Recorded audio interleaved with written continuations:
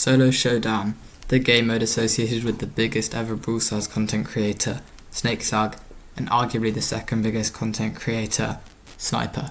Yet there are so many other content creators and players who only play 3v3 and ranked and rarely ever play Showdown, such as Wreckers, Crying Man and Superlab, and some older content creators such as RZM and Pizza.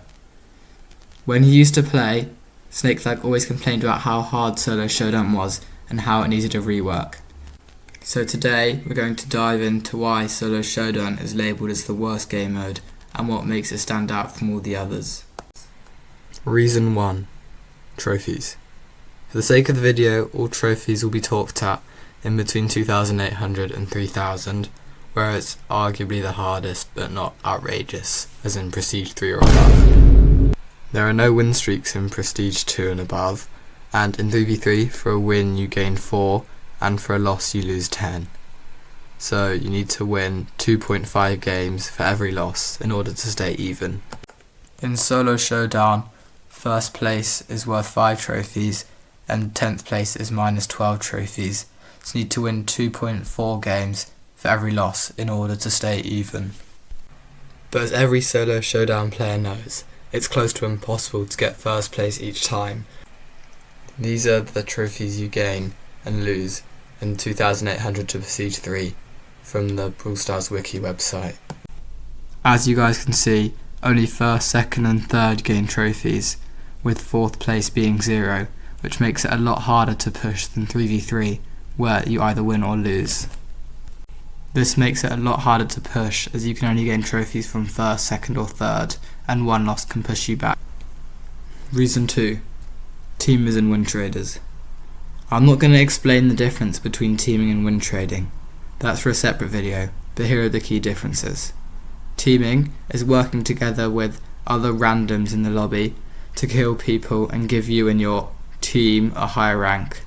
I'm a no-teamer and this alone I find frustrating, but a step up from this is win trading, and this is when you recognise other players by showing your battle card on Discord servers, so that when you recognise them in a match you can fully trust them.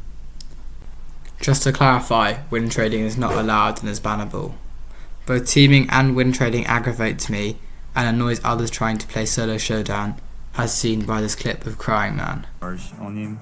This actually might be winnable, but look at all the harsh sprays. This is like a teaming spray or what? Yeah, they're all gonna kill me, bro. Like actually losers. Showdown used to be so fun, bro, but like look at what this is such a bullshit situation. Yeah, we're just not gonna get the first place with this. So, as can be seen by Crying Man, as you go higher in trophies, you face more and more teamers and win traders, making it harder and harder to gain trophies. Reason 3. Tilt. Although arguably, if you keep your cool, you shouldn't tilt in Solo Showdown. But since there is no one to help you, as in 3v3s your teammate can keep you locked in Solo Showdown, if you click play again one too many times, you can lose 12 trophies and half an hour of grinding. It is also worth noting down that although there is a long queue time for both Solo Showdown and 3 vs 3, in Solo Showdown you have to watch your screen and stay switched on, which can drain your focus, whereas in 3 vs 3 your teammates can alert you to when the game is starting, helping you retain focus and play better. So when tilt can be paired with long queue times, many trophies can be lost, making 3 vs 3 much more attractive. Reason 4. Bad meta and no skilled game mode. In the current meta, there are kits and shades permanently, and as of recording, Edgars and Colettes, and those brawlers in particular dominate and annoy the lobby, and with a lot of cubes are close to impossible to kill. And leading on from that last point, Solo Showdown is a very luck-based game. If you get a good off spawn, as in like 3 cubes or above, you have a very high chance of placing highly in the game, making it a lot harder for people with less cubes to survive, making it feel much less skilled than 3 vs 3. Also, Solo Showdown is all about who counters who. For an example, it is very hard for a kit to kill a bull, and you cannot switch lanes the way you can in 3v3, and so the only option is to run away and team. There is also the problem of bush camping. when people hide in a bush for the entire game, not fighting or doing anything, and then take you off guard and kill you before teaming with the rest of the lobby. This makes solo showdown feel very unskilled and very undesirable to play.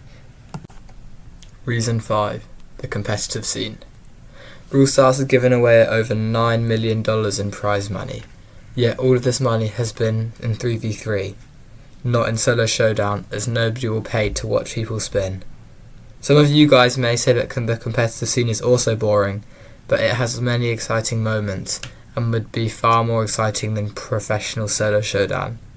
So, grinding solo showdown is not an attractive option for pros, as there is no money in it and thus no incentive to play.